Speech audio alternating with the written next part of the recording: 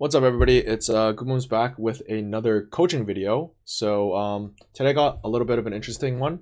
This is probably the highest LP client I've had in multiple sets. So he's a challenger player, and he said his goals were to kind of like maybe crack into the top 100 or top 10 one day. And one of the most common questions I get as a competitive player is like, what are the difference between like a Masters player and a GM player, a GM player and a challenger player, and obviously a challenger player and kind of like an elite or like a top 10 or rank 1 player. And I guess like at the end of the day, TFT at the highest level, you're going to be seeing a lot of the same things, but there's a lot of minor details that really will kind of like push you over onto the next level. And I guess this video will kind of like really help address some of these details that this obviously very good player can use a little bit of help learning. If this is something you guys enjoy, please like the video and subscribe to the channel. I'll be trying to put out more videos like this. Otherwise, if you guys have any feedback, please leave it down in the comments below.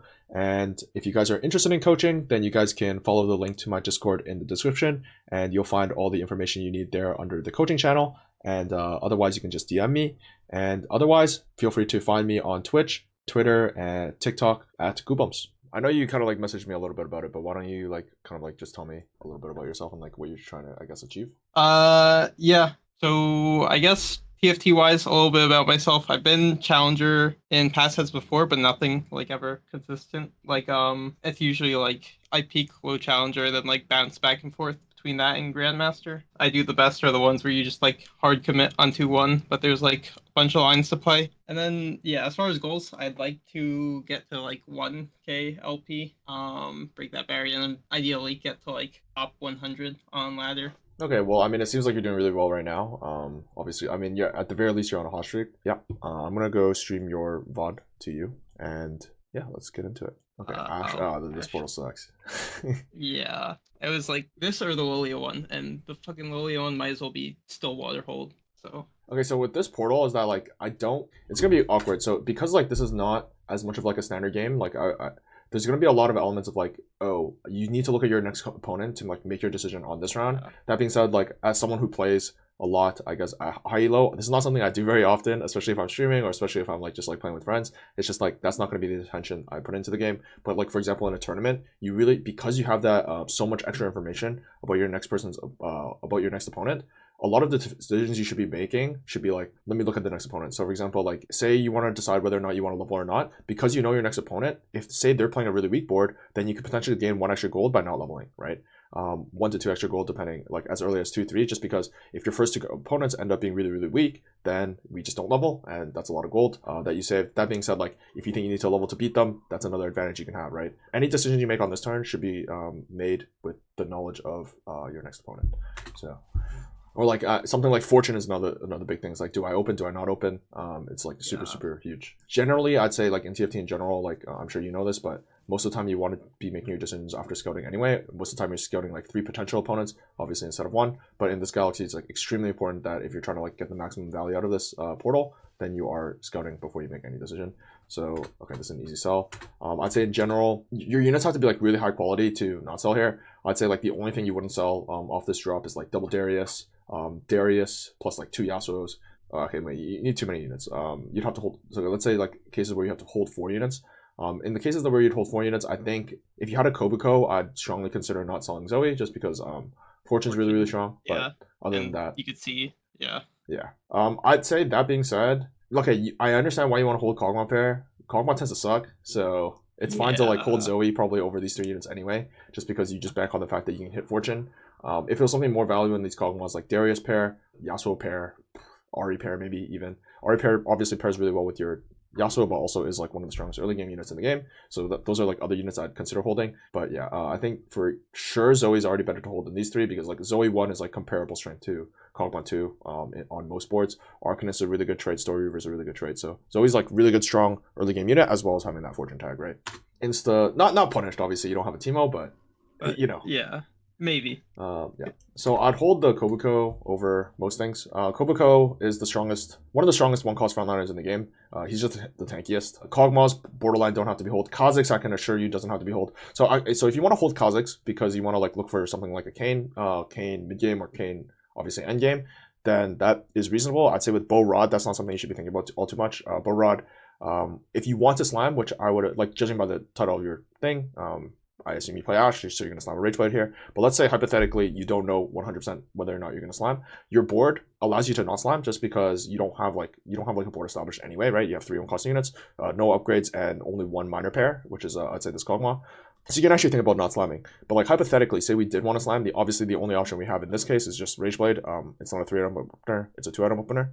So with the 2-item opener, something like a Kha'Zix becomes like terrible, right? Like Rage Blade is completely useless if you're playing around Kha'Zix. So Kha'Zix is, you can already sell that. It's just like, okay, I'm not so much as like kind of like thinking about exactly in this spot what should you have done, but you have to think about like the units you hold in stage 1 are so important for all of your stage 2, which is the portion of the game where you have the lowest agency. So understanding which units you can hold on stage 1 dramatically improves like the outlook of your game, right? So Kobuko already has significantly more future than something like a Kha'Zix, as well as already having significantly more immediate board power, right? So and it's paired, so like that's like three reasons why Kobuko is like significantly better than Kha'Zix here, kind of deal, right? Something like that is really important. Just like thinking about what you're holding on stage 1 based on your items, based on the portal, based on like the other units you're already holding, based on pretty much like anything in the game. That's like an extremely important aspect for kind of like improving and getting to, I guess, the highest levels of TFT. Yeah, I think honestly you made a great choice. You re-rolled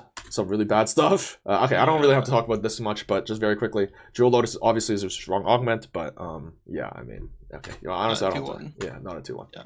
Salvage, very good. I would consider maybe, I don't know how comfortable you are with playing with, but Mana Shield actually does really well right now. I probably will be referring to stats a little bit just because, like, normally I don't like to talk about it all too much, but just because, like, you're a really good player, I think referring to stats is going to be important. If stats is not something that you've been using, you should probably, like, be a little bit more familiar with it just because it's a really important tool for getting good at this game. So, yeah, I mean, I barely use them. It's just the, like, you look at Explorer for good items and then, like, fucking the augments in the middle of the game. I haven't really studied outside of that much.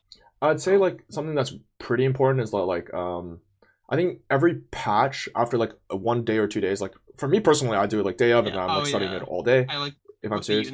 Yeah, you should do like a quick run over of like the units. I think 2-1 augments is really important. So something interestingly that I literally just made a video about it, but also like something that like people don't really know yet is how broken built diff is. So last patch, built diff sucked. First patch, built diff was great. Pretty much when you see built diff, it went from like I think like a 4.56 or something like that, maybe 6.4 something like that, to what is now it's like a 3. I want to say 9.91 something like that. Like when an augment like goes so like makes such a big jump, you should probably be like, oh okay, like why is it making such a big jump? And like how can I use that to obviously in my own games, right?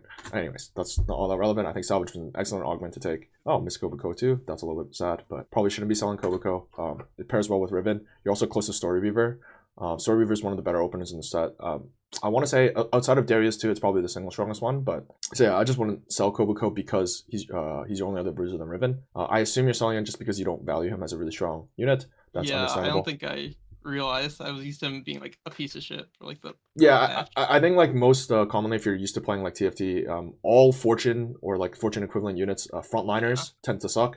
Kobuko's kind of an exception. He's super tanky. He's a really good unit, honestly. And also a lot of units actually play, or a lot of comps actually play around 2 to 4 bruisers, like mid to late game. Obviously, it's not something you're really like super capping out with, but like Kobuko, when you hold him from 2-1 all the way until like stage 4, has an extra like I don't know some absurd like 600-700 HP. So so he's actually much better than something like a Riven 1 that you might be playing, or like an Aatrox 1 that you might be playing, right? So if you end up playing around say a Salas, then Kobuko is really valuable. Okay, so pretty much when you're playing Salvage Bin, you should already be thinking about like what's the strongest 2-item slam I can make, right? You shouldn't be thinking about like, okay, obviously you have a Rage Blade, right? We already talked about that. Yeah. But like with Salvage Bin, you should be thinking what's the strongest 2-item slam I can make? Generally speaking, it's like lose streaking sucks, so there's no reason to lose streak unless you like Fortune obviously notwithstanding, but like there's no reason to lose streak. So even if you don't level here, you want to be slamming strongest board because there's nothing on your board that would indicate that you would want to lose streak. If you wanted to kind of like have a lose streak option, probably Fortune would have to be held, but otherwise like even like winning 2 and losing 1 because of the way they changed streak gold and like golden economy in general. I know they added 2 streaks back, but because they changed the way it works, most of the time you just want to win as many rounds as possible, and if not, you want to kill as many units as possible. If you do end up lose streaking, it's for the purpose of econ regardless. In that case, you'd probably be selling most of your bench. But I think even though your board is not strong right now, you do have some positive outlook for the future. So if you do think of like slamming items, you do just You just want to be slamming strongest. In your case, that's going to be Crown Guard, Giant Slayer, because no other 2-item slam really does anything.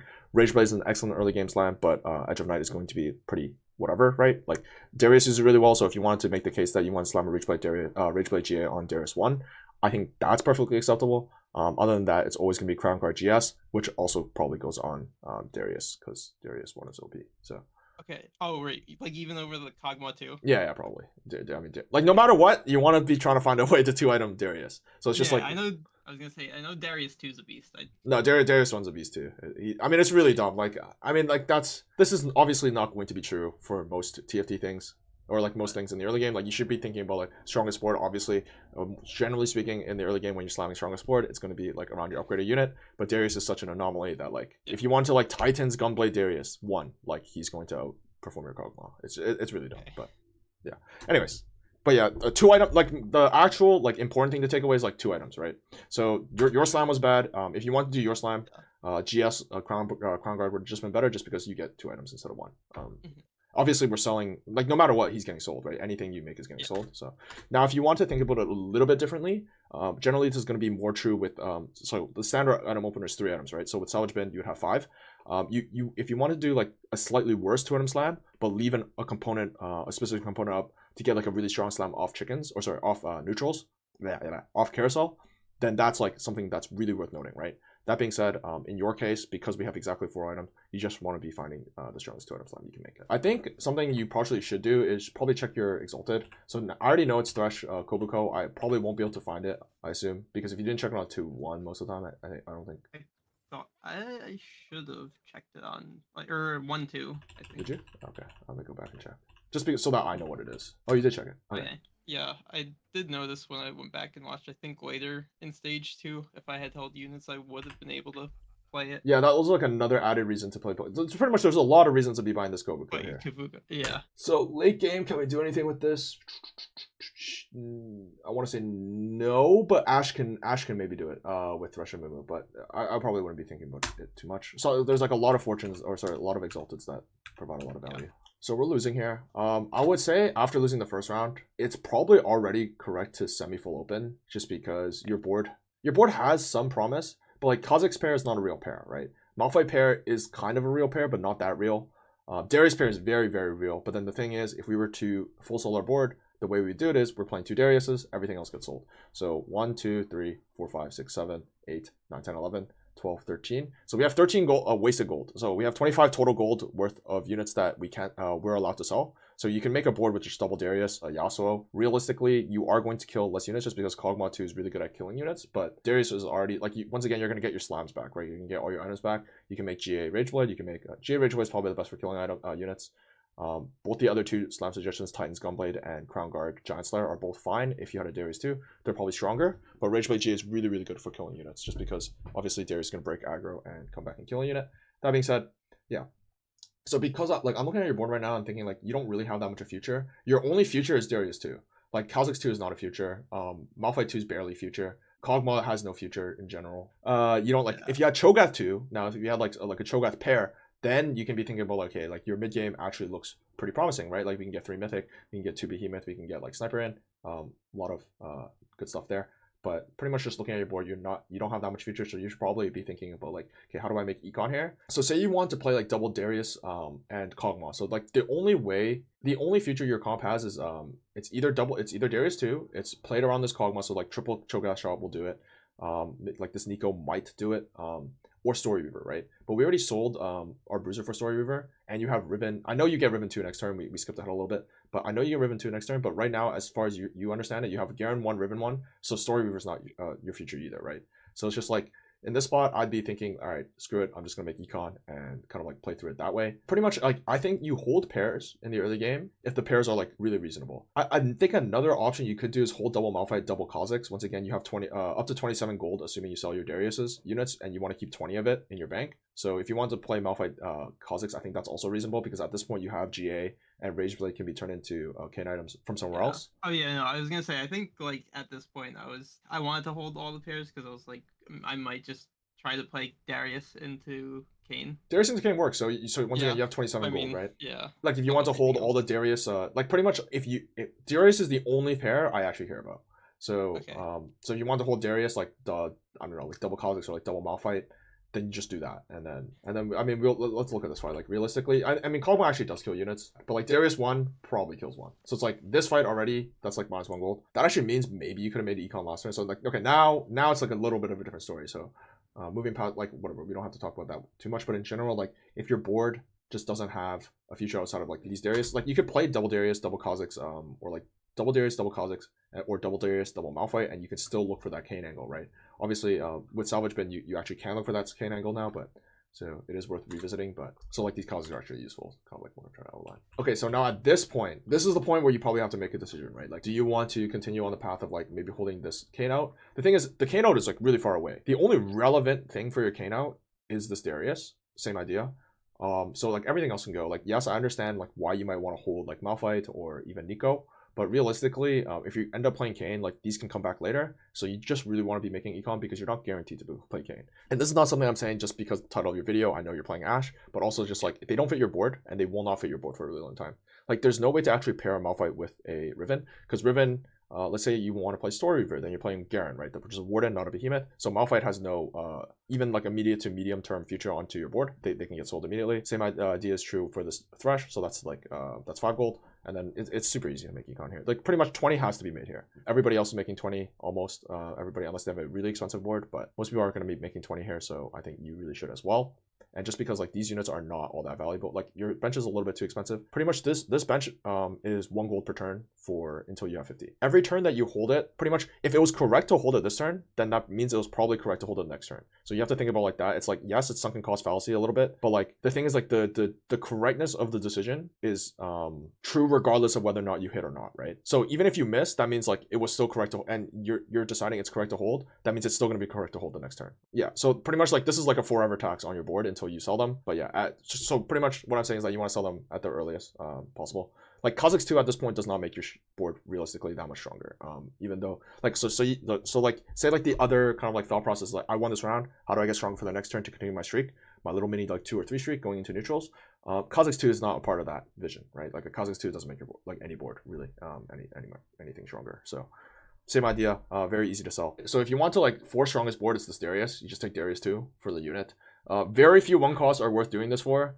Darius we already talked about is an anomaly. If you don't want to take Darius, that's perfectly fine. I assume mentally, you can confirm, you don't have to confirm or deny, but I assume at this point, if you're taking it a Mumu, you're taking it for the unit. Belt is not all that valuable. You're making Sunfire, which is pretty good. Yeah, I wanted. You wanted the Sunfire? Sunfire. Okay, yeah, Sunfire is really good. So, but then also like a Mumu is a really strong unit. I assume like at this point, even though I know you have a Salvage Bin, like when you have like an Amumu, when you have like a Sunfire Mumu even, and a Rage Blade, it's just really hard not to like think about Ashe, kind of like more aggressively. So I assume I wish I did not know the title of your video. I'd probably still be saying the same thing, but it's it's hard to say for sure.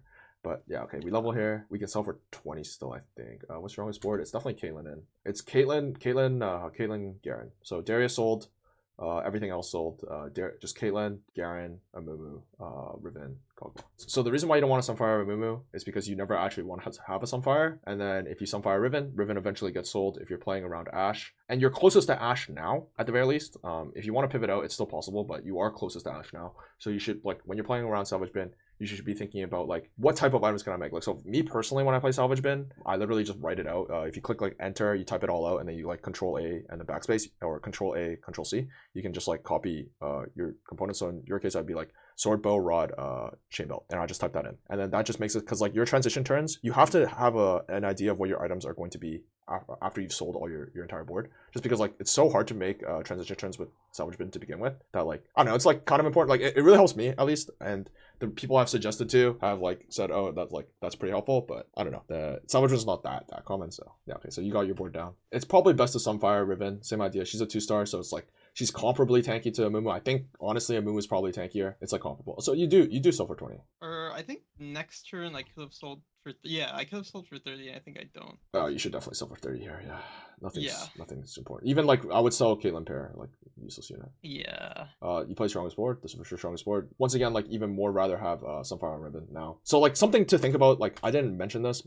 Maybe I could have caught it, but something that's like the best bruiser in the early game is Aatrox, and it's not because Aatrox is a good unit. So Aatrox has like really good tags, Ghostly and Ink Shadow, both of which are really played. You're already playing around Sniper, so you're always playing around Caitlyn. So like I probably could have been able to envision this. I don't know if I would have always been able to do it in game, but it's something that you can envision when you're playing around a 2-star bruiser. Like if say you have even just a Kobuko over this Riven, then you should think about like Aatrox is already going to go in immediately because I'm playing around snipers. Like say Kog'Maw's a Senna, very common standard setup board that you'll see, right? Like bruiser plus Aatrox plus Caitlyn plus a sniper. Whether that be Kog'Maw or whether that be Senna, it's really easy to see. Because that's the case, and because you have an upgraded Riven, Garen's going to be the first unit you get out of, making Sunfire on Riven even better, right? Because Amumu obviously loses his warden tag if that happens.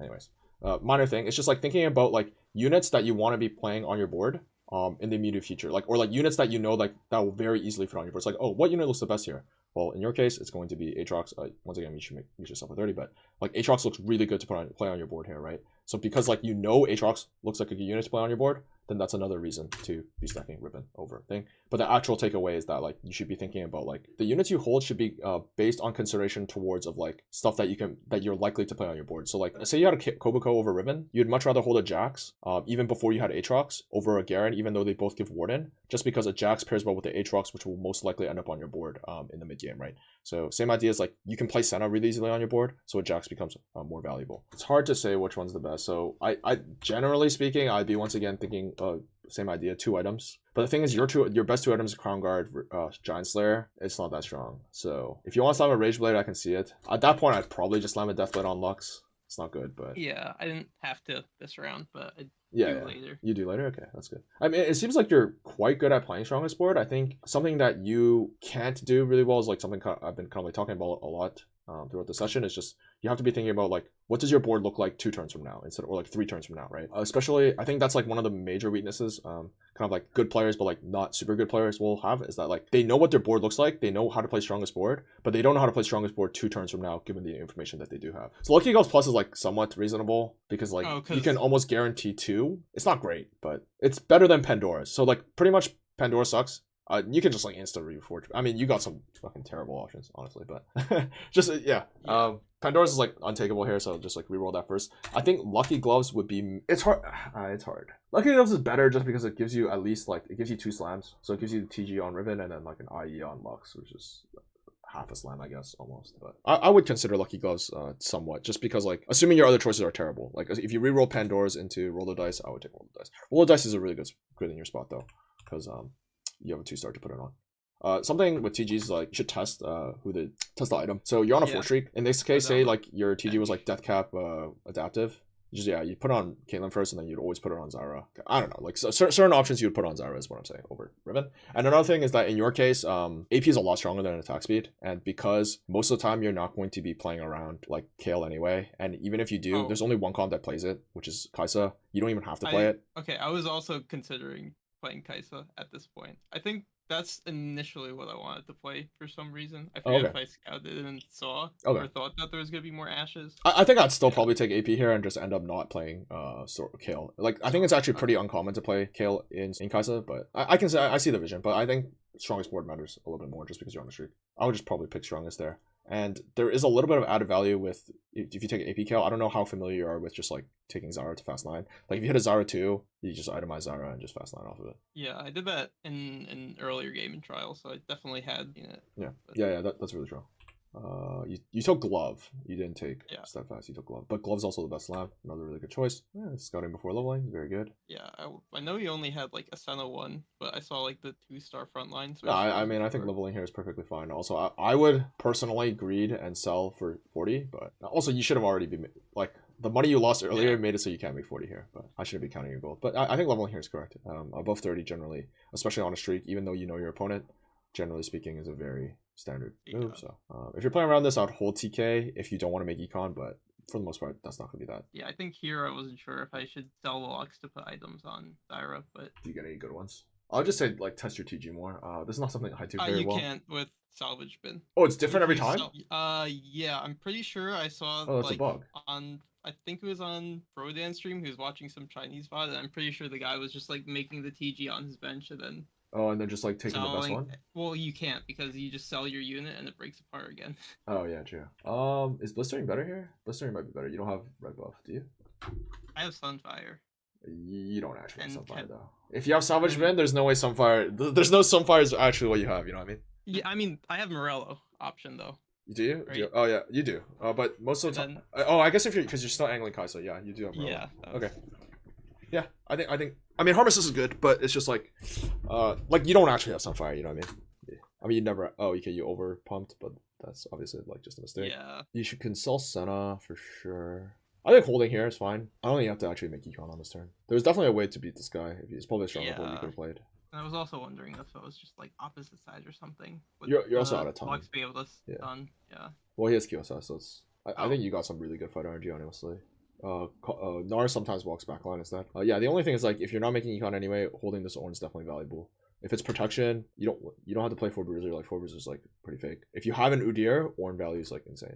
Like it goes up really high. So especially if you're not making econ, Ornn definitely has to be held. I think I commit to Ashe because I'm like I could get a Lysandra. Oh. I think technically speaking it's Lost Whisper, but I already know you. Oh, very good. I was expecting the Rage Blade Slam. Very, very good. Oh yeah, Bramble, Lost Whisper, Deathblade, very well. I think this comp actually uses even Shroud a lot better than Kai'Sa. Yeah, because this is more front to back. Yeah, I think what you slammed actually is better for now, but Bramble is better than Stone Play later. I didn't plan on keeping the Galio once I this is good. I mean, you also don't have anti-heal yet. I think you also don't have a Morello holder. I would take a bow if you could. Rod seems very likely to be wrong. It's hard to like manage exactly what items you have, but I think I was thinking hopefully I'll get Morello and Rage Blade, and then also it could just be like a Lysandra item if I roll her. Yeah, I mean obviously you would always take Ashe there. I think Rod is like slightly wrong, but it's not terrible. You have to hold Azir. Azir's already good enough. Okay. Azir's like super broken in this comp. Yeah, you definitely have to hold Azir. Azir's super broken in this comp. For what it's worth, like Asa thinks this comp is an Azir comp. I like wasn't sure on. Wait, do you know the Invoker version, right? Yeah, you play like this. It's like Lilia and Annie, and you use Cog for Sniper, and then yeah. Pretty much you're one Annie off from being like the same distance from both comps or both sides of it. So also you had another. I mean you're rerolling set. That being said, you probably want to play the faded version, right? You're thinking of faded version, the 3 faded version. Yeah. I mean, I think that version is worse, but also I think you're getting turbo baited by this reroll thing because I think you also really want Ashe. Because if you hit Ashe, then you could have went 9, and like if you don't hit Lysandra, this is really weak. Also, let me go back to before. Could we have played a better board? I mean, it's a little bit of a tougher spot, but you are greeting a lot of gold on your bench to try to hit Lysandra. Double set looks like a money bait, but maybe you can hit. I mean, realistically, I think your plan this game should have been like not fast 9. But like roll a little bit and go 9 because you'd be in the same spot except like you'd literally be in this exact same spot probably. Like you didn't lose. You pretty much didn't lose any less for those last 4 turns, and because you didn't manage to get a board online. That being said, obviously if you had a Nash 2, you would have lost less HP, right?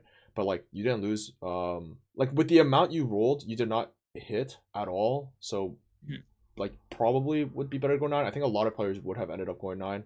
But I think a lot of people like shallow roll, so like I guess like let's go back and kind of like analyze exactly what you could have done.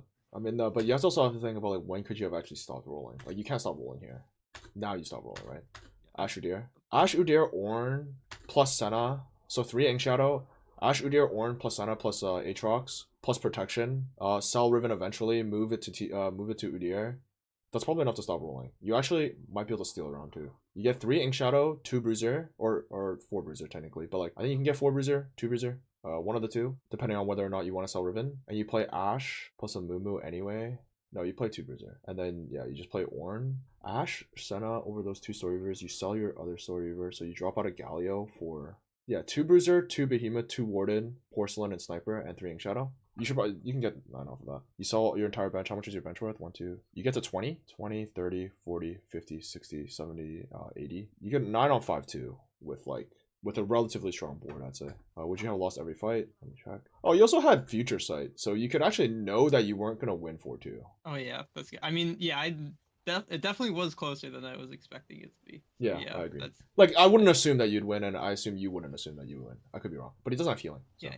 Yeah, I think going 9 would be better on Ashe 1. Or at least like econ it back up. And then if you and then with this you just like throw some 4 costs in there and call it a day. So yeah, I think I think that was probably the better move. Just because I think you are a little bit low roll, but you're not like that low roll, right? So like at the start of this turn, how much gold do we have? At the start of this turn, we have 23 gold. We have a decent amount of garbage on your stuff that you're selling for gold. But like let's say you end like, so you said once you saw this, you can reroll for Lissandra, therefore you should play around Ash. But the thing is, if you're playing around Ash, that means you also have like even less gold than you think, because that means like it's hard. You will have to sell this Amumu eventually, but it's not something you want to do. Like these Luxes no longer become free gold. They become like stuff you actually want to keep. So it's like, I think it's better to just make like 30, 40, 50, 60, 70, and then go 9. I think this fight's already really close. Say we hard forced 3 item Ash. So in that case, you would have had to not slam Last Whisper because we're going 9. You just slam any 3 item Ash. You have a way to do it. There is a way. It's like Rage Blade, Death Blade, or Rage Blade, Gun Blade, IE maybe. I don't know, something like that. You make Even Shrine in that case to circumvent Last Whisper, and then you have Protection. Your board is a lot stronger. You would definitely beat this guy. I think he's really weak, and you also already almost beat him with no Udyr in, right? No, yeah, I no rolled him. Yeah, no Udyr, no Protection. I think you could have won this fight. 3. So you have 3 item Ash, Udyr, and Protection. This fight's already really close. I think you win this fight. So you actually steal around. This guy's also turbo weak. Like, yes, he has Nautilus too, but he has no damage. He's missing an Ash. So I think this fight is a loss. You for sure lose this, actually. Yeah, there's no way to beat this guy. He has any 2. But I think your board still would have been stronger than what you did have, so you would have killed a couple of units. So let's say, hypothetically, you're like 57 HP.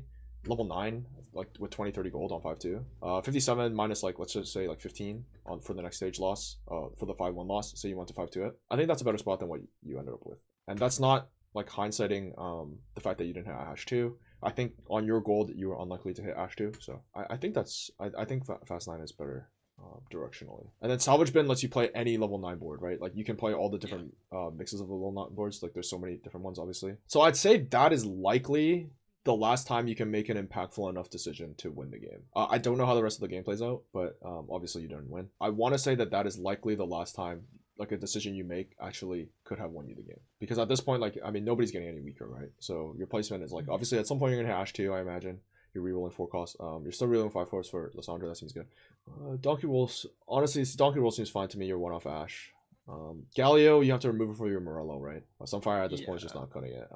You have Morello something, Morello, Bramble, Aurelia, something. Oh, I was gonna say. Oh yeah, and then yeah, you could just Morello Aurelia. A Galio pair, yeah, I think I was afraid of my front line being like too weak with Set just fucking like not being real front line. dashing away, and then yeah, Silas like. I also think there was a way to get okay, TG Silas is excellent, and Radiant TG other guys also excellent, but there's actually a way to get like 3 real Silas items probably. Yeah, that's true, because he's a beast. Yeah, he's just broken. You could get Crown Guard, or no, that's Morello. No, you can get Crown Guard too. You have both, I think. Oh no, you don't. You don't. Oh yeah, I slammed Ginsu. I mean, this is pretty strong, but like at the same time, like this was very contingent on hitting set 2. Like if you have set 1, you are losing every fight, so this is not bad. And then we hit Galio too, so my play would have actually been worse. Fuck it, Death Capture. Doesn't do much, but it's not bad. I mean, being down Morello is a big deal. I can see not selling Galio if you're playing around Salas. I mean, I think you're playing really well, honestly. Like, I actually think your biggest issue is that you're actually very not greedy. You're too not greedy, you know what I mean? So I don't know how long you've been watching me. I tend to make a lot of the plays you make, but obviously with the power of water review, we can see like some of these plays not being that correct. Like I'm not a super greedy player, but I think like your major issue is that you're like super not greedy. So I would take adaptive home here. Like you hold a lot of units over econ, which is reasonable, but I think the units you're holding are of too low quality. This was the for 3rd place, because the guy at top had a Lee 3. Oh, I see. No, it's just Glove suck. And Glove sucks. Oh, honestly, Glove did. Not really, but I mean, okay, realistically, could you have won this game? No, but I really do think you could have gone 2nd. Like, unlucky, I mean, this guy has Lee Sin 3. I mean, yeah, right now. I guess also if I had like more econ or something and went 9, I could actually maybe have a chance to deny. Like, I didn't make too many. I didn't want to try to like make comments about like, oh, you're not scouting properly. I think realistically, like that's something everyone can do better. You can scout better. Yeah. I'm watching you on 2 times speed, so like if you are scouting, I might not even be catching it, right? No, there were definitely rounds I didn't scout. Yeah. I mean, you were a little bit dizzy. You had a lot of different things going on. So. Stage 4. I think your mistakes are like kind of stemming from like something like similar problems, I guess. Like you're thinking too much about like what's happening in like the next 1 to 2 turns, but like you also have to think about like what's happening in like next 5 turns, right? Yeah, hopefully that was a pretty helpful coaching session. If you have any questions, obviously, feel free to ask me. But I mean, I find that you're playing a lot of strongest board. Like the turns you have it. I don't think you're missing strongest board options like in the immediate on that like exact turn, but yeah, I think it's just like and like directionally, I think I just don't think you're greedy enough, especially now. on like a 4 cost meta, you like because like the early game matters less. Like those Kha'Zix pairs, Malphite pairs, those can just get sold. Especially Kha'Zix pair, that guy's completely useless. Malphite has a lot of like reasonable. You can make a lot of strong arguments for holding a Malphite. The arguments for holding Kha'Zix are really, really thin. Even if you're playing Kayn, like you just play a Kha'Zix one later, and it's fine. Your items seemed really good to me. Honestly, yeah, your items looked really good to me. Because you had salvage bin. So like I mean like the comments I made about the early game were like salvage bin specific stuff. Just like for the future, it's like if you have like salvage bin, just slam strongest. 2 items. Always do 2 items. Like it doesn't matter how bad the 2 items are. There's probably never a case where 2 items is weaker than 1 item. It's just not possible. Okay. Yeah, because items are too OP like early game. Yeah. Giant Slayer was like it doesn't even activate in the early game. And it's still stronger, yeah. But the thing is like you had Giant Slayer Crown Guard, and Crown Guard is broken early game. Giant Slayer doesn't activate, but it still gives you like 6 components worth of stats. There's not that many. Like Rageblade only gives 6 components worth of stats at like second like 12 or something like that. So yeah, like Giant Slayer is there, like it's not doing anything, but it's like it still does something, you know. And like who knows, like sometimes it does something against like people who have, I mean nobody's playing Warmogs, but like okay, yeah, never mind, nobody's playing Warmogs. That's not all that important. Augment choices look correct to me as well. I was gonna ask like about like stats and studying, but if you have something on topic. Oh no, I was gonna say like I think like when okay, so like obviously you are like a great player, right? Like I mean your challenger. I mean your stats are good, like 4.1's insane. Honestly, this is probably better than Soju. But Soju's stats are like notably terrible. That's for content. Yeah, it is. It is. Off-stream Soju's a beast. Like you're doing well. So like the thing is like when I have to give you tips, like I have to think about like you really like stretching some of the things you have to talk about, right? Like the stuff I talked about, like that's like the hard stuff, right? Like thinking like 3-4 turns ahead. Like okay, honestly in TFT, like thinking like 10 turns ahead is easy because I know my board wants to look like whatever, 4 trick shot, 4 bruiser, right? That's easy. But like thinking like 3-4 turns ahead, that's like the hardest part because you just have to think about like what's likely to end up being here. That's why like I talked about that Aatrox example. It's not like because you knew Aatrox should always go on your board, you have to think about like stuff that's useful to you is like stuff that pairs well with Aatrox. Like if you have an Amumu, stuff that pairs well with like Lux and Alawi are a little bit more valuable, right? Like you want like obviously in your case you had a Caitlyn already, but like say you had an Amumu on your board, like I really want to play an Alawi. So if I really want to play an Alawi, that means most likely I want to have a Ghostly somewhere. In your case, once again, you had Caitlyn already, so it's less relevant. But like so you had a different backliner holding a Ghostly unit's like slightly more valuable. Stuff like that is going to like really help you. It's actually something like Asa and like Setsuko do really, really well. Is that they think about like their boards like 3-4 turns from now. Like that's especially like so people say like Setsuko is really good at like building level 9 boards. Like Setsuko is really whatever at building level 9 boards. His actual strength is like getting to level 9. Getting to level 9 is the hard part of like getting to like being level 9. It's like once you're level 9, you can figure out your board. You play every upgraded unit you hit. Like nice, right? So it's like it's like very kind of like smaller details that are really kind of like gonna be able to get you to I don't know 1K or however high you end up getting. Meta knowledge. That's just like watching more streams. You want to ask about stats? I mean we can talk about stats if you want. I also want to say the like 2 or 3 turns ahead thing is a good note because I don't think I like ever think 2 or 3 turns ahead unless it's like my roll downs coming up in 2 or 3 turns. So yeah, it's definitely something good to keep in mind. Yeah, I guess when you study stats, do you just like go through like the Explorer and like look through like individual, like obviously I'm assuming you look at the augment, see like what's broken, see if like any units are outliers. You just like, but I mean to go more in depth, you just like look at a unit and then like okay, so like, it's like an Ash Lilia comp right now, right? Like hypothetically, like you just put in, let's say hypothetically we're looking at Ash Lilia, like something that not a lot of people do is like people will do like 3 item Ash, any item Lilia. And then like someone might do this and be like, holy crap, Lilia carry's broken because if you have 3 items, your average placement goes up, right? But obviously instead of doing that, you have to do like something like this.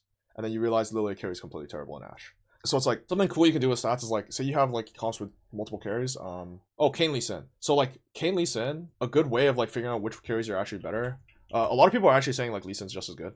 I don't know if the stats back that up, but like we can literally examine this right now. So it's like if I go like 2 minus, that's gonna be bad.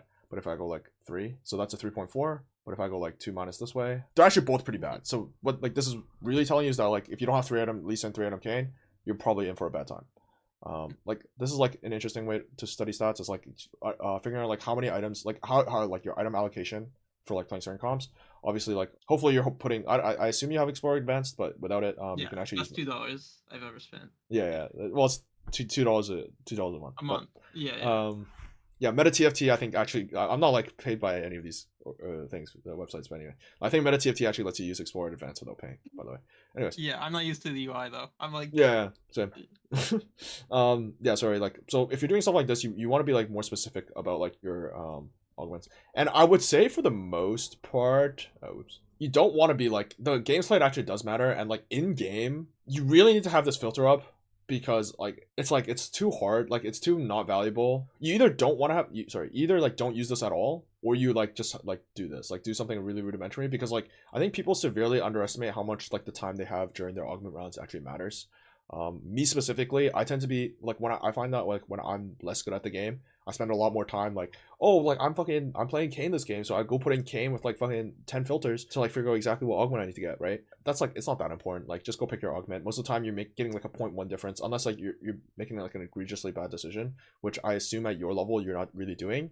I would say the time you waste like thinking about augments in game, I don't know how if you actually do it, but like if you're looking up augments in game, actually is a hindrance to your play rather than like pretty much any benefit that the stats actually give you. That being said, like I think studying stats like outside of the game is really cool and really important. So like if say we want to go on top comps, reroll comp I won't talk about too much, but like these comps that are like really good, like studying these outside of the game is like pretty important. So I don't know, like for example, like you can like find out through a quick thing stats check that this item Gunblade is pretty mid.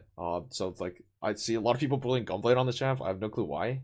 Probably don't do that. Like obviously you just build it if you have to, but like you know it's just not that good. Yeah, I've seen a lot of people. I don't know. I don't know if that actually helps answer any of the questions you had about like me looking at stats, but like I find that just like looking at stats for like certain comps with a couple filters.